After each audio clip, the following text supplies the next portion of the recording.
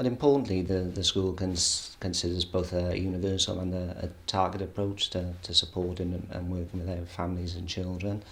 And I would probably say at a universal level, what we've done really well in both schools recently is develop really nurturing and caring and open learning environments, and our families and children feel very welcomed.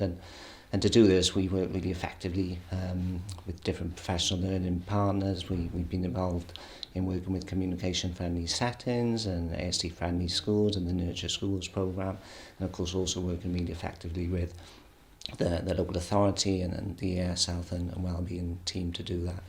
And I think university as well, I think what's been really powerful is our partnership working, and I've mentioned the local authority, I mentioned our work with the AS, but also other partners. So we work really effectively with outdoor coaching, we've worked really effectively with Newport Gwent Dragons in Newport County. We've got a local artist that works with the school, and she's fantastic. And I think all of those things, provide a really wonderful offer for both, importantly the children, but also their families. At a targeted level, we really look critically at our use of the pupil development grant to make sure as well that we've not only funded some of this universal provision, but also some targeted works and particular interventions that we've got up and running with both children and families. More generally, and I know a lot of schools are doing these things as well. Both schools are working with to support families with food poverty and the reuse of uniform. We're also providing family and community engagement sessions and workshops for families. But something that we're particularly proud of over the last couple of years is that we've initiated an accredited teaching assistant programme in partnership with Newport City Council. And that's really targeting parents, families within the community, giving them an opportunity to either return to work or to have a change in direction in terms of a career pathway. And we're delighted that this year we have six parents from Maesglas and 2 parents from Gaer who are on the programme, and very much looking to see them kind of develop their confidence and develop their skill set and their experiences, and hopefully go on. Last year actually we appointed a member of staff who was accredited, and she's currently working as a teaching assistant at Maesglas, so that's a real success story.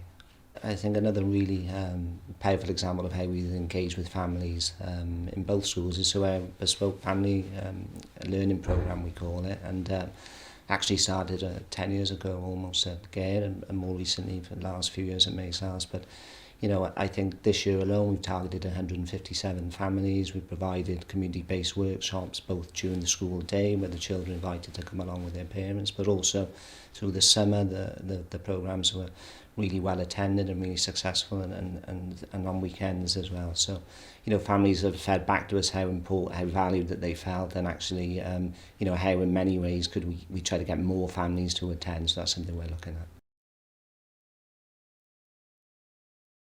Well, we're always looking critically at what we're doing, and of course this is such an important thing that we do, because we understand that working with families, engaging with families, working with the anti-poverty agenda is going to be integral to our children succeed. And so we're currently looking at a self-referral system whereby families can refer into school if they're feeling that there could be maybe concerns around finance, or there might be around food poverty and so on, because we really want to target those families that really do need the support.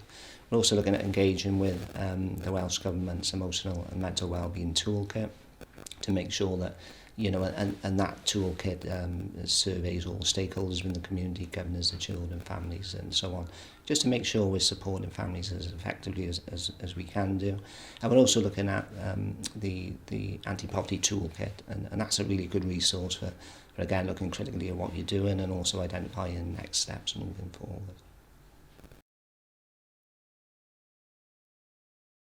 I think importantly, schools are learning a lot from each other. There's an awful lot of good things going on in schools, both in Newport but across the region. And I think importantly, I would say something potentially that schools might learn is it's really important to have this universal offer, because I think that has huge impact on a greater number of children and families. And I think that sitting alongside a targeted approach very much creates the offer that we want. The other thing I would say is just to be outward looking, and I think collaboration is so important. There's so many wonderful things, so many groups that you can engage with to support your kind of community focus, and we're forever looking at really new opportunities and other ways that we can get better and improve. So I think that reflective approach is crucial.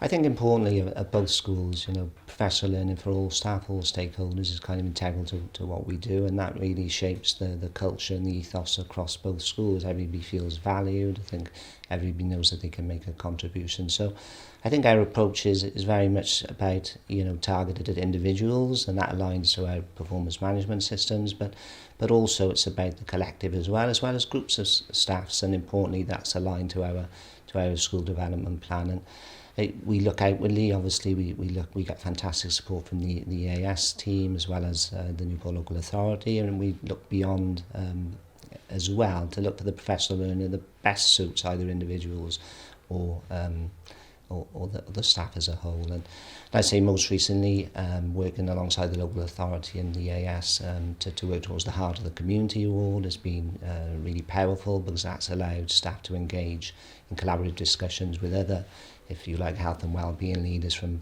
across the region to discuss things that they're doing, and that feeds into what we're doing around family and community engagement. So that's been a real strength. And I think something that we do well across both schools is once staff undertake the professional learning, we then provide the forum really for them to kind of disseminate and either take things forward at an individual level, or actually we use that learning on a whole school basis. And I do find that whole school approach to professional learning is really powerful, and you can really move the school forward consistently with all staff feeling that playing a part in it. And a couple of examples of that most recently is our approach to developing a diversity and anti-racism within the schools, but also that's been a cluster focus too.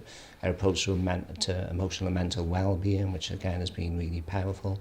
And also we've been engaged recently in the Voice 21 learning, which really we've identified that our children, being in quite a vulnerable area, coming into school, their oracy skills are not always where we'd expect them to be, and the strategies that we're now implementing across the school further to this professional learning are really quite powerful, and there's been real impact.